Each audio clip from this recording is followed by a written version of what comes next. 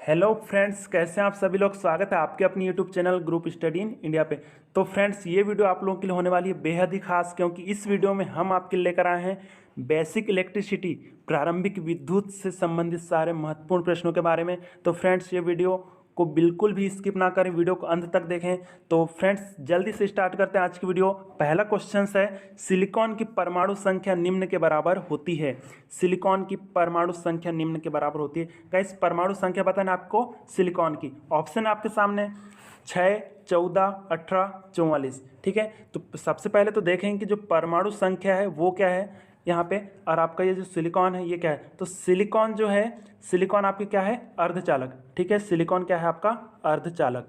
ठीक है, सिलिकॉन आपको क्या है, अर्धचालक। और जो परमाणु संख्या क्या होती है, सभी को पता होगा, जो परमाणु संख्या किसी तत्व के एक परमाणु में विद्यमान इलेक्ट्रॉन्स और प्रोटॉन्स की जो संख्या है वही क्या कहलाती है, आपकी परमाणु संख्या। ठीक है, किसी तत्व के एक परमाणु में विद्यमान इलेक्ट्रॉन्स तथा प्रोटॉन्स की जो संख्या है वो क्या कहलाती है, आपकी परमाणु संख्या। ठीक है गाइस, तो आपको सिलिकॉन की परमाणु संख्या बताना है। तो जो सिलिकॉन होता है उसकी जो परमाणु संख्या है वो कितनी होती है, 14। ठीक है, सेकंड वाला ऑप्शन। नेक्स्ट है आपका, किसी चालक तार में विद्युत धारा प्रवाह के लिए उत्तरदायी कारण है। ठीक है, तो आपका एक जो चालक तार है उसमें विद्युत धारा का प्रवाह कैसे होगा, उसका कारण, किस कारण से उसमें विद्युत धारा का प्रवाह होता है, वही आप लोगों का क्वेश्चन है। ऑप्शन आपके सामने ताप में अंतर, विभव में अंतर, प्रतिरोध में अंतर, यह सभी। ठीक है, तो इसका आंसर क्या हो जाएगा, विभव में अंतर। ठीक है, एक चालक तार है, जब तक उसमें विभव में अंतर नहीं होगा उसमें से विद्युत धारा प्रवाहित नहीं होगी, क्योंकि किसी परिपथ के किन्हीं दो बिंदुओं के विभव का जो अंतर वही क्या कहलाता है, आपका विभवांतर। तो हर किसी एक चालक तार में विभव का अंतर होना चाहिए। तो इसका आंसर क्या हो जाएगा, विभवांतर, विभव में अंतर। ठीक है, थर्ड क्वेश्चन है आपके सामने, वह सबसे छोटा कण जिसमें उस तत्व के सभी गुण विद्यमान हो खालिस्तान कहलाता है। सबसे छोटा कण की बात क्या है, ऑप्शन आपके सामने परमाणु, प्रोटॉन, तत्व, अणु। ठीक है, तो सबसे छोटा कण की बात किया है तो गाइस इसका आंसर क्या हो जाएगा, अणु। ठीक है, लास्ट वाला। अब अणु क्या होता है, तो पदार्थ का बस सबसे छोटे छोटे कणों से जो मिलकर बना होता है उसे हम क्या कहते हैं, अणु। पदार्थ के छोटे छोटे कणों से जो मिलकर बना होता है वह क्या कहलाता है, आपका अणु, अणु। ठीक है, तो अब आपके यहाँ पे ऑप्शन क्या है, परमाणु। तो परमाणु भी सभी को पता होगा, पदार्थ का सब प्रत्येक अणु, ठीक है, पदार्थ का प्रत्येक अणु अपने से छोटे कणों तथा परमाणुओं से बना होता है। ठीक है, तो चलिए देखते हैं आगे। विद्युत धारा के चुंबकीय प्रभाव की खोज किसने की थी। विद्युत धारा के चुंबकीय प्रभाव की खोज किसने की थी, क्या है आपका चुंबकीय प्रभाव। ठीक है, तो जो चुंबकीय प्रभाव है आप लोगों ने पढ़ा होगा कि जो फैराडे नामक वैज्ञानिक है इन्होंने चुंबकीय प्रभाव की खोज की थी। ठीक है, तो ऑप्शन आपका क्या, पहला फैराडे। चलिए नेक्स्ट क्वेश्चन देखते हैं, विद्युत ऊर्जा की इकाई क्या है। विद्युत ऊर्जा की इकाई क्या है। गैस, विद्युत ऊर्जा की इकाई पूछा है, सभी से बन जाएगा। विद्युत ऊर्जा की इकाई क्या है, पहला ऑप्शन आपके सामने वाट। ठीक है, किलोवाट घंटा, किलोवाट जूल। ठीक है, तो इसका जो आपका पहला है वाट, ये काय की इकाई आप लोगों को पता होगा। तो वाट जो है काय की इकाई है, शक्ति की। ठीक है, वाट काय की इकाई है, शक्ति की। उसके बाद आपका जो किलोवाट घंटा है, तो किलोवाट घंटा काय की इकाई आपकी विद्युत ऊर्जा की। किलोवाट घंटा जो है ये विद्युत ऊर्जा की इकाई है। उसके बाद है आपका किलोवाट। ठीक है, उसके बाद है आपका जूल। तो जूल काय की इकाई है, जूल है आपकी ऊर्जा की। जूल जो है ये ऊर्जा की इकाई है। ठीक है, जितनी भी प्रकार की जो ऊर्जा है इसकी इकाई, आप इसकी ऐसा इकाई जो होती है वो क्या है, जूल। ठीक है, चलिए नेक्स्ट क्वेश्चन देखते हैं, निम्न में से कौन सा दिष्ट धारा का अनुप्रयोग है। निम्न में से कौन सा दिष्ट धारा का अनुप्रयोग है। ठीक है, दिष्ट धारा बोला है क्या, दिष्ट धारा को हम लोग क्या बोलते हैं, डीसी। डीसी, ठीक है, तो डीसी डायरेक्ट करंट के अनुप्रयोग बोला है। डायरेक्ट करंट का प्रयोग कहाँ पे किया जाता है, तो गैस आप लोगों ने देखा होगा कि जो आप लोग मोबाइल चार्जिंग करते हैं, बैटरी चार्जिंग। ठीक है, मोबाइल की जो बैटरी होती है, मोबाइल जब आप चार्जिंग करते हैं उसमें क्या लगी होती है, वो डीसी के थ्रू आपकी मोबाइल चार्जिंग होती है। ठीक है, तो एसी को डीसी में कन्वर्ट करके आपकी मोबाइल चार्जिंग से चार्ज होती है। उसके बाद है आपका आर्क वेल्डिंग, ठीक है, आर्क वेल्डिंग में भी डीसी का प्रयोग किया जाता है। उसके बाद इलेक्ट्रोप्लेटिंग, इसमें भी हम लोग डीसी का प्रयोग करते हैं। तो इसका आंसर क्या हो जाएगा, यह सभी, ठीक है। उसके बाद है इनमें से प्रकृति का मूल कण कौन सा है, इनमें से प्रकृति का मूल कण कौन सा है। ऑप्शन आपके सामने न्यूट्रॉन, प्रोटॉन और है इलेक्ट्रॉन, यह सभी, ठीक है, इलेक्ट्रॉन यह सभी गाइस। तो इसका आंसर क्या हो जाएगा, यह सभी, मतलब इलेक्ट्रॉन, प्रोटॉन, न्यूट्रॉन, ये सारे जो कण हैं प्रकृति के मूल कण में आते हैं, ठीक है। नेक्स्ट क्वेश्चंस देखते हैं। पीजो विद्युत प्रभाव साधारणतया देखा जाता है, पीजो विद्युत प्रभाव साधारणतया देखा जाता है गाइस। ऑप्शन है आपके सामने चालक और अतिचालकों में, चालक और अर्धचालकों में, विद्युत रोधकों एवं चालकों में। गाइस आंसर सभी को बताना है। तो इसका आंसर क्या हो जाएगा, जो पीजो प्रभाव है, विद्युत धारा का जो एक पीजो प्रभाव होता है वो चालक और अर्धचालकों में देखा जाता है, ठीक है। नेक्स्ट क्वेश्चन देखते हैं। अधिकांश धातु एवं मिश्र धातुओं का प्रतिरोध तापमान वृद्धि से बढ़ता है, ठीक है। आप लोगों ने पढ़ा है जो धातुएं होती है या जो मिश्र धातुएं होती है इसका जो प्रतिरोध है तापमान वृद्धि से बढ़ता है। इस कथन के दृष्टिकोण से अर्धचालकों एवं अपघट्य विलयनों का प्रतिरोध होगा, ठीक है। तो गाइस ऑप्शन आपके सामने, तापमान वृद्धि से बढ़ता है, तापमान वृद्धि से घटता है, नियत रहता है, तापमान वृद्धि का कोई प्रभाव नहीं पड़ता, ठीक है, तापमान वृद्धि का कोई प्रभाव नहीं पड़ता।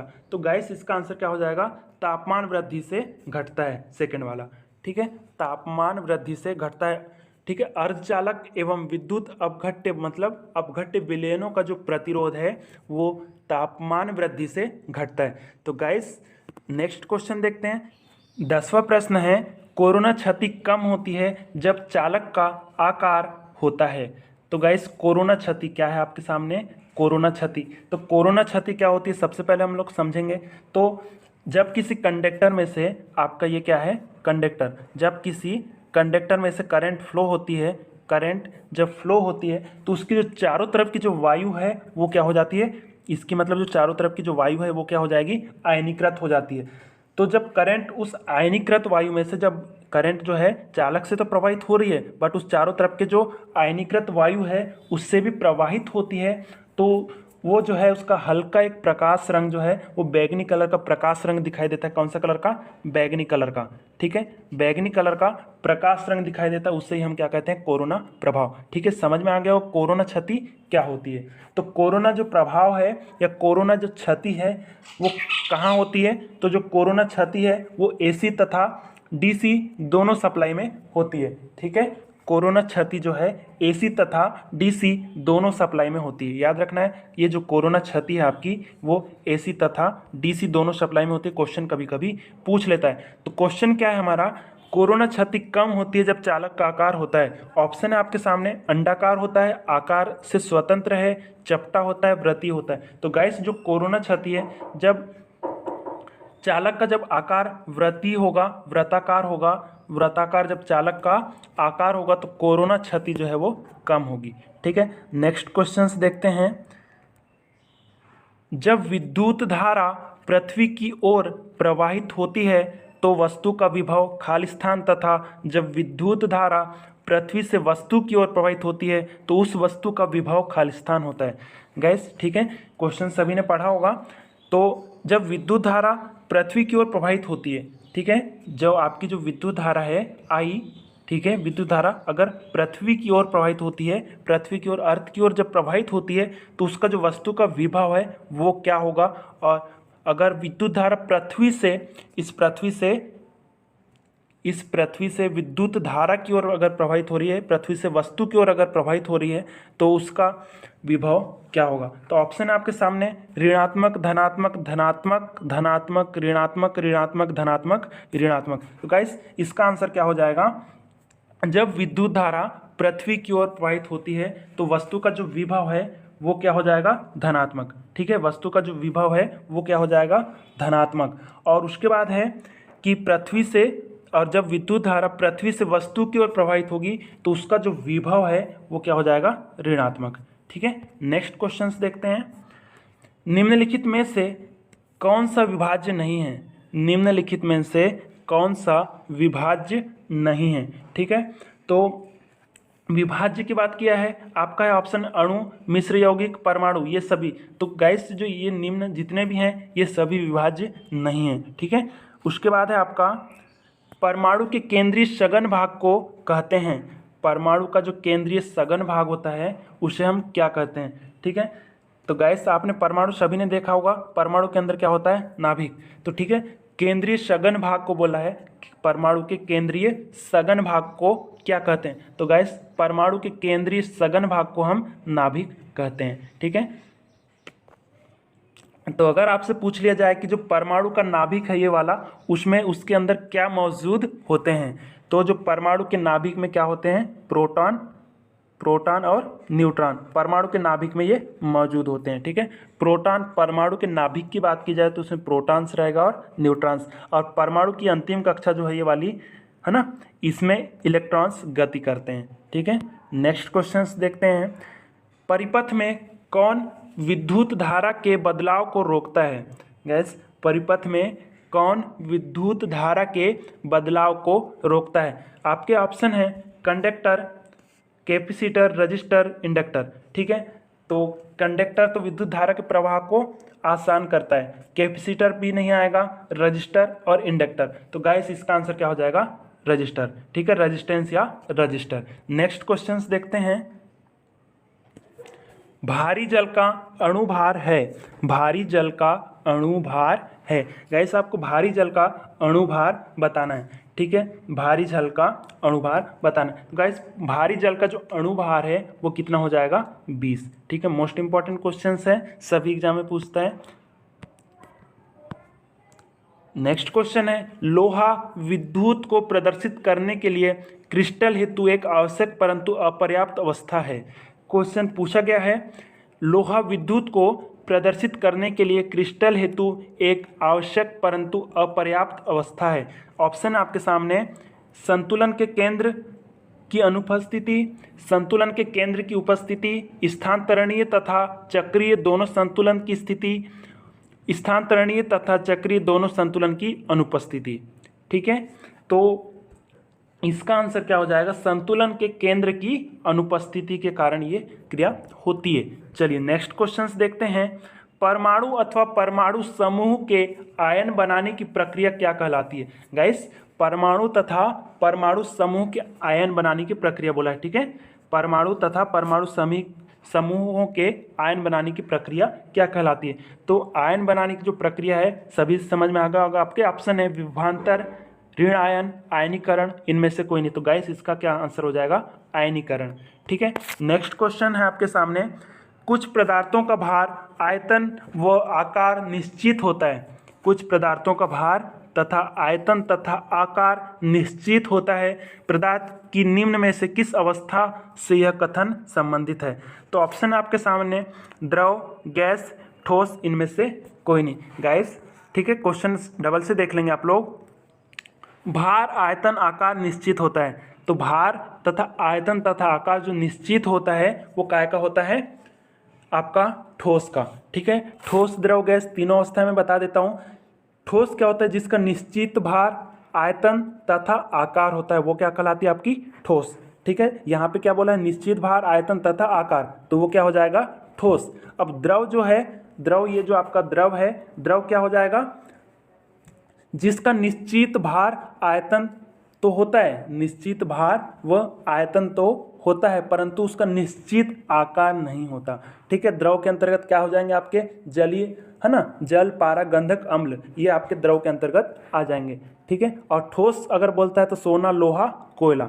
ठीक है, और आपकी बात करें गैस की, तो एक जिसका निश्चित भार तो होता है परंतु उसका आयतन व आकार नहीं होता। ठीक है, जो गैस है जिसका निश्चित भार तो होगा परंतु निश्चित आयतन तथा आकार नहीं होगा, ये क्या हो जाएंगे, आपके गैस के अंतर्गत आ जाएंगे। ठीक है, तो जिसका निश्चित भार तो होगा लेकिन निश्चित आयतन व आकार नहीं होता, ये सारे गैस के अंतर्गत आ जाते हैं। पदार्थ की तीसरी अवस्था जो है वो गैस है। पहली अवस्था ठोस, दूसरी द्रव, तीसरी गैस। तो गैस के अंतर्गत क्या क्या आ जाएंगे, हाइड्रोजन, ऑक्सीजन, ये सारी जो गैसें हैं वो गैस के अंतर्गत आ जाएगी। अब अगर बात करें पदार्थ की, मोस्ट इंपॉर्टेंट है पदार्थ की चौथी अवस्था। पदार्थ की जो चौथी अवस्था है, चौथी अवस्था वो पूछता है, पदार्थ की जो चौथी अवस्था है वो क्या है आपकी प्लाज्मा। ठीक है, प्लाज्मा पदार्थ की चौथी अवस्था है। तो गाइस 3 अवस्थाएं तो हो गई थी आपकी, ठोस, द्रव और गैस। और चौथी अवस्था अगर पूछ ले पदार्थ की चौथी अवस्था क्या होती है तो वो क्या है आपकी प्लाज्मा। ठीक है, नेक्स्ट क्वेश्चन देखते हैं। परमाणु संरचना के नियम अनुसार किसी कक्षा में खाली स्थान इलेक्ट्रॉन पूर्ण हो जाने पर ही नई कक्षा का निर्माण प्रारंभ हो सकता है। ठीक है, परमाणु संरचना के नियम अनुसार किसी कक्षा में इलेक्ट्रॉन पूर्ण हो जाने पर ही नई कक्षा का निर्माण प्रारंभ होता है। तो इसका जो नियम है वो क्या कहता है आप लोगों को पता होगा, 2n² के माध्यम से हम लोग इसका कक्षा की संख्या निकालते हैं। तो गाइस ऑप्शन आपके सामने 6, 8, 10, 13। ठीक है, तो पहली कक्षा में अगर 8 इलेक्ट्रॉन पूर्ण हो जाते हैं, 8 इलेक्ट्रॉन पूर्ण हो जाते हैं, उसके बाद ही हम नेक्स्ट कक्षा में प्रवेश करते हैं। तो इसका आंसर क्या हो जाएगा 8। ठीक है, उसके बाद है सबसे हल्का परमाणु तत्व होता है, सबसे हल्का परमाणु तत्व होता है, सबसे हल्का परमाणु तत्व होता है। ठीक है, तो सिलिकॉन, हाइड्रोजन, यूरेनियम, ये सभी ऑप्शन आपके सामने सबसे हल्का परमाणु खालिस्तान तत्व होता है। तो जिसमें है सिलिकॉन, हाइड्रोजन, यूरेनियम, ये सभी। तो आपने पढ़ा है जो हाइड्रोजन है ये सबसे हल्का परमाणु तत्व है। ठीक है, उसके बाद है विद्युत वाहक बल आवश्यक होता है, विद्युत वाहक बल आवश्यक होता है। ऑप्शन आपके सामने कंडक्टेंस को रेजिस्टेंस में परिवर्तित करने के लिए, इलेक्ट्रॉन्स को गतिमान करने के लिए, इलेक्ट्रॉन का पलायन रोकने हेतु, असंतुलित परमाणुओं से इलेक्ट्रॉन्स को पृथक रखने हेतु। तो गाइस जो विद्युत वाहक बल है, विद्युत वाहक बल है ईएमएफ, ईएमएफ का कार्य क्या है, ईएमएफ का जो कार्य है वो क्या है, इलेक्ट्रॉन्स को गतिमान करना। ठीक है, सेकंड वाला ऑप्शन इलेक्ट्रॉन्स को गतिमान करना आपका इसका कार्य है। ठीक है, उसके बाद है इकाई आवेश को अनंतता से किसी बिंदु तक लाने में किया गया कार्य, इकाई आवेश को अनंत से किसी बिंदु तक लाने में किया गया कार्य उस बिंदु का खालिस्तान कहलाता है। ठीक है, तो इसका आंसर क्या हो जाएगा विभव। ठीक है, विभव वोल्टेज, पहला वाला। नेक्स्ट क्वेश्चन देखते हैं, निम्न में से किसकी सामान्य तापक्रम पर निम्नतम प्रतिरोधकता होती है। गाइस निम्नतम प्रतिरोधकता होती है पूछा है, तो मैंने आप लोगों को बता चुका हूँ कि जो प्रतिरोधकता है, सबसे पहले तो देखते हैं प्रतिरोधकता को हम इंग्लिश में क्या बोलते हैं, रजिस्टिविटी। ठीक है, रजिस्टिविटी, प्रतिरोधक तो क्या बोलते हैं हम, रजिस्टिविटी। तो रजिस्टिविटी का जो मात्रक क्या होता है वो है ओम मीटर। ठीक है, ओम मीटर रजिस्टिविटी का मात्रक होता है। ठीक है गाइस, उसके बाद हम लोग बात करेंगे तो सबसे कम प्रतिरोधकता पूछा है, तो सबसे कम प्रतिरोधकता काय की होती है, चांदी की। क्यों, क्योंकि चांदी जो है सबसे अच्छा चालक है, जो सबसे अच्छा चालक है तो इसकी जो प्रतिरोधकता है वो सबसे कम होगी। ठीक है, नेक्स्ट क्वेश्चन देखते हैं, एक शुष्क सेल में कौन सी ऊर्जा पाई जाती है। ठीक है, एक शुष्क सेल में कौन सी ऊर्जा पाई जाती है, सेल की बात क्या है, स्वाभाविक सी बात है उसमें कौन सी ऊर्जा पाई जाएगी, रासायनिक ऊर्जा। ठीक है, यांत्रिक ऊर्जा तो आपकी जनरेटर से प्राप्त होगी, विद्युत चुंबकीय ऊर्जा मैग्नेट से प्राप्त होगी, है ना, विद्युत ऊर्जा जो है आपको चालकों से प्राप्त होगी, रासायनिक ऊर्जा जो है वो आपको सेल से प्राप्त होती है।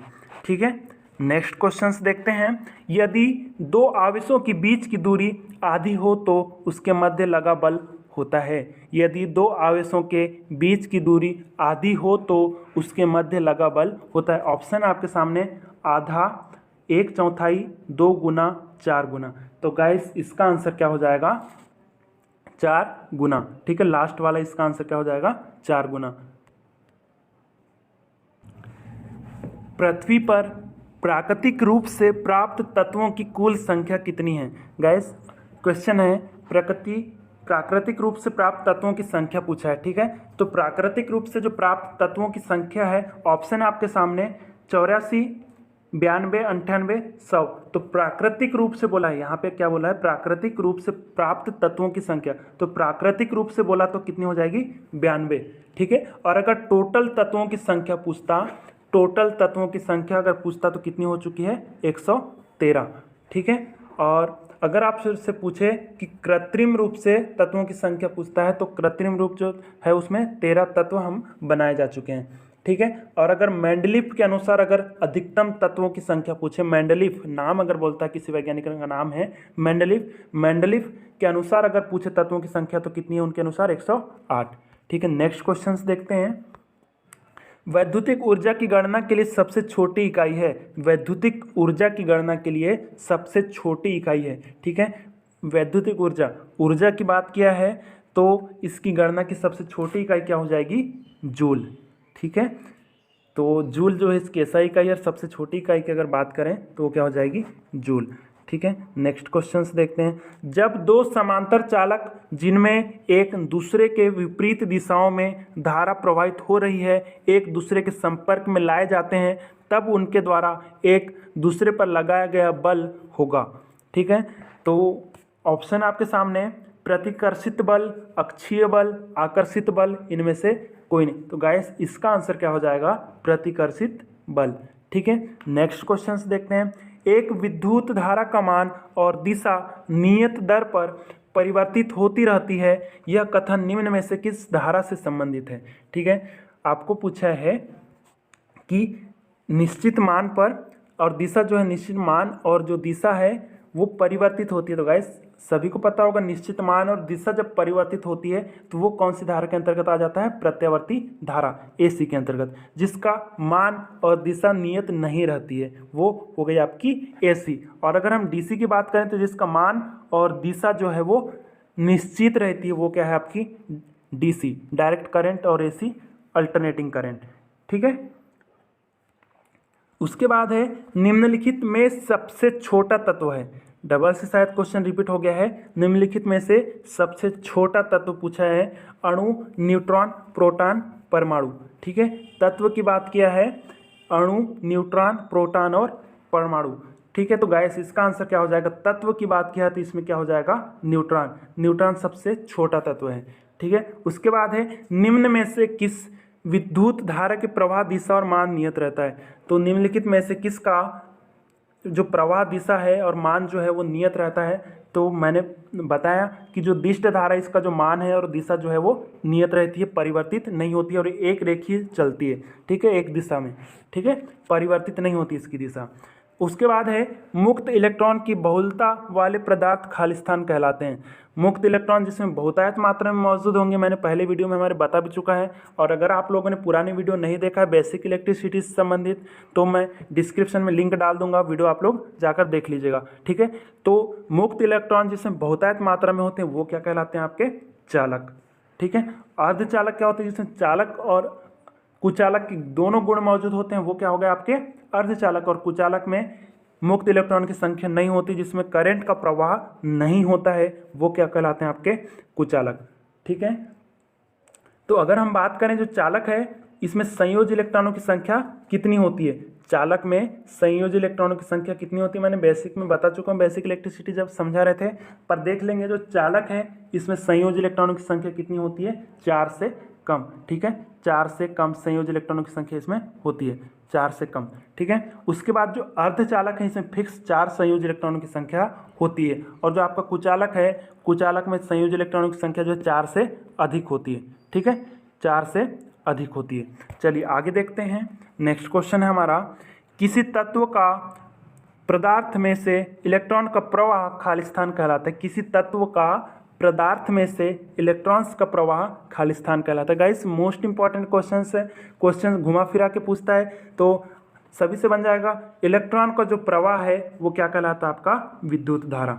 ठीक है, इलेक्ट्रॉनों का जो प्रवाह है वो क्या कहलाता है, आपका विद्युत धारा। ठीक है, करंट, इलेक्ट्रिक का करंट। उसके बाद है किसी तत्व के एक परमाणु के नाभिक में विद्यमान प्रोटॉन, किसी तत्व के एक परमाणु के नाभिक में विद्यमान प्रोटॉन न्यूट्रॉन की संख्या का योगफल क्या कहलाता है। प्रोटॉन और न्यूट्रॉन की संख्या का योगफल क्या कहलाता है, आपका परमाणु संख्या। ठीक है, मैंने पहले ही बता चुका हूं परमाणु संख्या क्या होती है, किसी तत्व के एक परमाणु में विद्यमान इलेक्ट्रॉन्स तथा प्रोटॉन्स की जो संख्या है वो क्या कहलाती है, परमाणु संख्या।